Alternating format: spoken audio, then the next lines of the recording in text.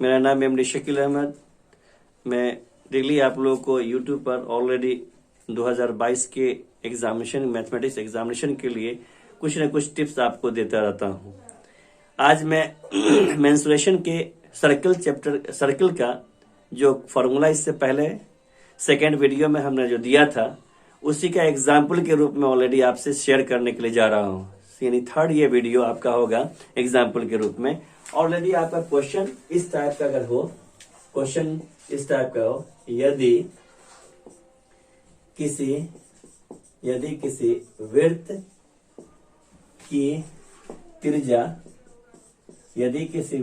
त्रिज्या 7 सेंटीमीटर हो और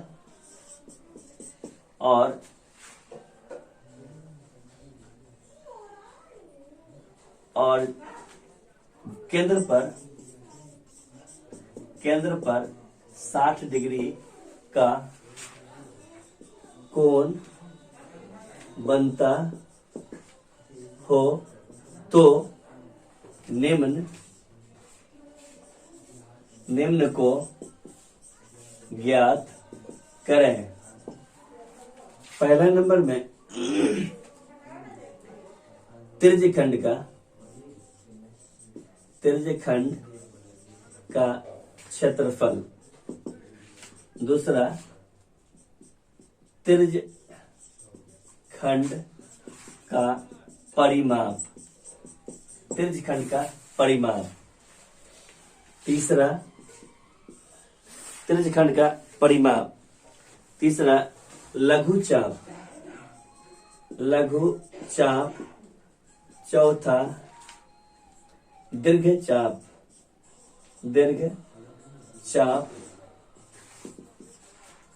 पांचवा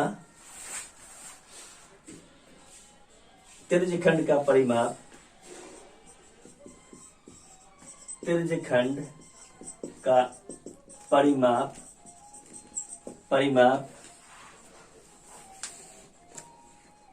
छठा दीर्घ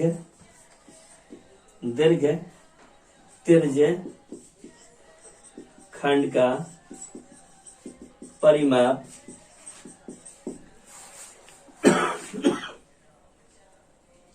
इतना चीज आपको निकालना।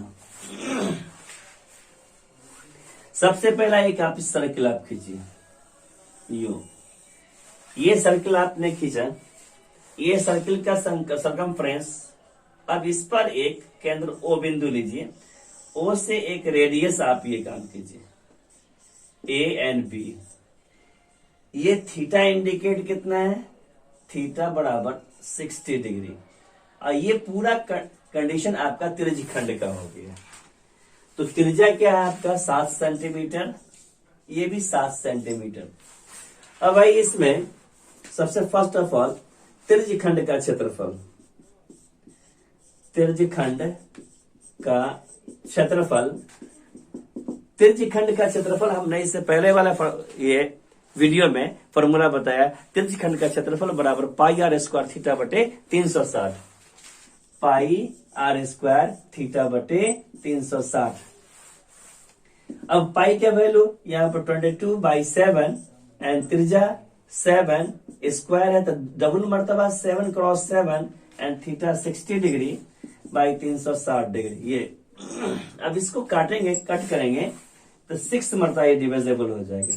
आइए 7 को 7 से काट दें, आइए 2 तिया 6, 11 दूना 22, तो क्या आया 11 क्रॉस 7/3।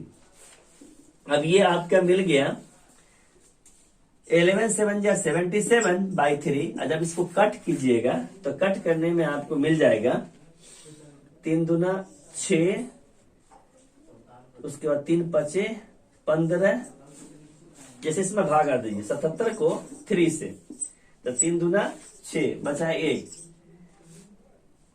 3 5 15, बच गया 2, 3 6 18 यानी 6 लगभग 6 सेंटीमीटर। ये आपका स्क्वायर, यहाँ पे क्या निकल गया, त्रिज्यखंड का क्षेत्रफल निकल गया। यहाँ पे क्या निकल गया, त्रिज्यखंड का क्षेत्रफल कितना 25.66 सेंटीमीटर स्क्वायर। ये पहला चीज ओके हो गया यहाँ पर जो हमने पहला निकाला कि त्रिज्य खंड का क्षेत्रफल पाई आर स्क्वायर थीटा बटे 360। अब इसको कट, सब वैल्यू हम बैठा के इसको हम काटे तो मेरा कितना वैल्यू निकल गया, 25.66 सेंटीमीटर स्क्वायर। ये त्रिज्य खंड का क्षेत्रफल आ गया। अब हम इसको हटाते हैं। अब इसके बाद नेक्स्ट दूसरा क्या कहता है, त्रिज्य खंड का परिमाप। ये त्रिज्य खंड का परिमाप।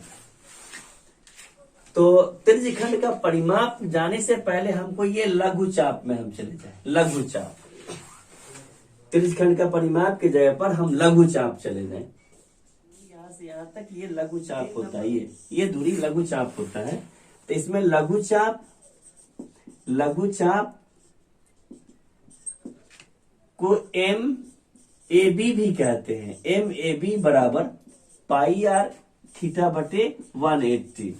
अब पाई का वैल्यू 22/7 एंड थीटा का वैल्यू, ये त्रिज्या कितना है 7, theta is equal to 60 degree by 180। इसको कट करेंगे तो क्षेत्रीय का 18 3 मरतबा से कैंसिल, ये 7 से 7, अब 22/3। अब क्या आएगा 7×21 यानी 7.33 सेंटीमीटर। ये आपका लघु चाप निकल गया। यानी यहां से यहां तक ये 7.33, ये लघु चाप आपका यहां से यहां तक आया। 7.33 ये लघु चाप आपका ऑलरेडी आ गया। अब इसके बाद हमारा त्रिज्य खंड का परिमाप। त्रिज्य खंड का परिमाप में क्या कह रहा है, त्रिज्य खंड का परिमाप को देखिए। तो त्रिज्य खंड का परिमाप ऑलरेडी आपका त्रिज्य खंड का परिमाप, त्रिज्य खंड का परिमाप बराबर यहां से यहां तक लघु चाप एम ए बी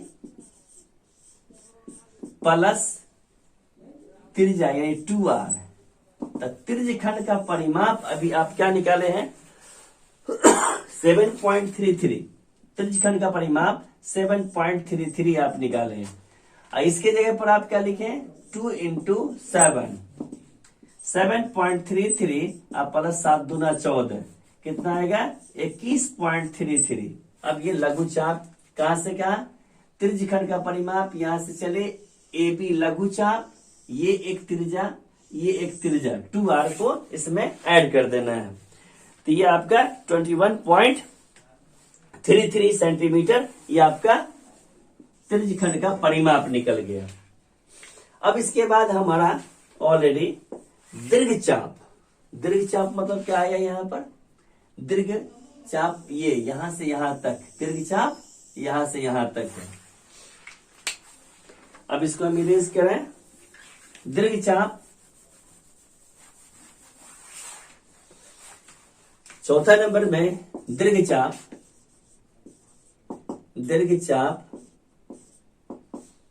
चाप एम बी ए, ये दीर्घ चाप हो गया एम बी ए। तो ये परिधि, पूरा परिधि में से ये लघु चाप को हम घटा देंगे। तो 2πr में से एम ए बी को हम घटा देंगे लघु चाप को। तो ये 2 × 22/7 इंटू त्रिज्या 7। ये लघु चाप आपने कितना निकाला था लघु चाप 7.33 था, 7.33 सेंटीमीटर। ये 7 से 7 कैंसिल, अब 2 2 जा 4, 2 2 जा 4 माइनस 7.33। अब इसको लाइक डिसिमल में करो तो लाइक डिसिमल में ये, इसमें डिसिमल यहां आए, उसका डबल 0 माइनस 7.33। अब इसको सब्ट्रैक्ट कर दो, 10 में से 3 गया तो 7, ये 9 में से 3 गया तो 6, ये बचा कितना 3, 13 में से 7 गया तो 7 6 13, यहां बच गया 3, 36.67 ऑलरेडी आपका दीर्घ चाप हो गया। 36.67 ऑलरेडी आपका दीर्घ चाप, ये भी आपका क्लियर हो गया। 36.67 ऑलरेडी आपका ये दीर्घ चाप हो गया। अब उसके बाद इसको हम इरेज करें। अब आगे क्या कहता है, आगे त्रिज्यखंड का परिमाप, त्रिज्यखंड का यानी दीर्घ त्रिज्यखंड का परिमाप, इसको दीर्घ, ये तो है ही दीर्घ त्रिज्यखंड का परिमाप, दीर्घ त्रिज्यखंड, दीर्घ त्रिज्यखंड का क्षेत्रफल, दीर्घ त्रिज्यखंड का क्षेत्रफल। 5 नंबर में दीर्घ त्रिज्यखंड का क्षेत्रफल, दीर्घ त्रिज्यखंड का क्षेत्रफल में वृत्त के क्षेत्रफल में, वृत्त का क्षेत्रफल माइनस त्रिज्यखंड का क्षेत्रफल, त्रिज्यखंड का क्षेत्रफल, त्रिज्यखंड का क्षेत्रफल, वृत्त का क्षेत्रफल पाई आर स्क्वायर और त्रिज्यखंड का क्षेत्रफल, त्रिज्यखंड का क्षेत्रफल 25.66 आप लिखे, आप आया है 25.66। अब ये इसका वैल्यू 22/7 एंड त्रिज्या 7 क्रॉस 7 माइनस 25.66। ये 7 से 7, 7 दूना 14, 7 दूना 14 1 15। अब इसको लाइक डिसिमल में करके 25.066। अब इसको सब्ट्रैक्ट करेंगे, 10 में से 6 गया तो 4, 9 में से 6 गया तो 3, अब 13 में से 5 गया तो 8, अब ये बचा कितना 4, 4 में से 2 गया तो 2, यानी 128.34 सेंटीमीटर स्क्वायर, 128.34 सेंटीमीटर स्क्वायर। ये ऑलरेडी आपका दीर्घ त्रिज्यखंड का क्षेत्रफल निकल गया। अब दीर्घ त्रिज्यखंड का परिमाप, इसके बाद दीर्घ त्रिज्यखंड का परिमाप।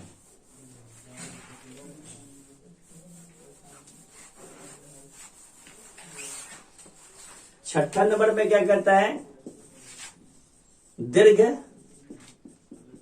त्रिज्यखंड का परिमाप। दीर्घ त्रिज्यखंड का परिमाप में क्या फॉर्मूला आप लगाइएगा, ये वृत्त की परिधि 2 पाई आर में से लघु चाप MAB घट गया, MAB ये लघु चाप घट गया, अब प्लस 2R इसमें जुट गया, यही आया इसका दीर्घवृत्त खंड का परिमाप। तो इसमें 2 × 22/7 एंड त्रिज्या 7 माइनस लघु चाप, आपने लघु चाप 7.33 आपने निकाला है, 7.33, अब प्लस 2 × त्रिज्या का वैल्यू 7, ये 7 से 7 कैंसिल, 22 दूना 44 माइनस 7.33, अब प्लस 7 दूना 14, 44 और 14 प्लस में इसको जोड़ दो 58.00, लाइक डिसिमल में कर लिए, और 7.33 इसको लाइक डिसिमल में हम कर लिए।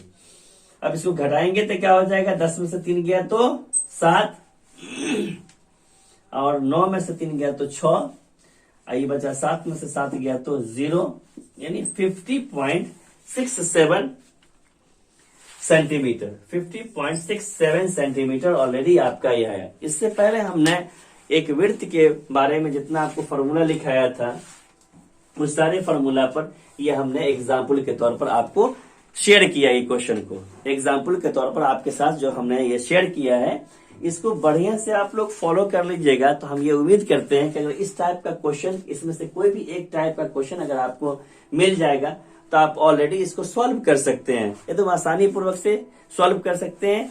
और सभी स्टूडेंट्स से रिक्वेस्ट है कि मेरा ये वीडियो देखकर यूट्यूब पर सब्सक्राइब करना, लाइक करना जरूरी है, लाइक और सब्सक्राइब करना जरूरी कीजिएगा। थैंक यू, आज के लिए इतना ही काफी, गुड बाय।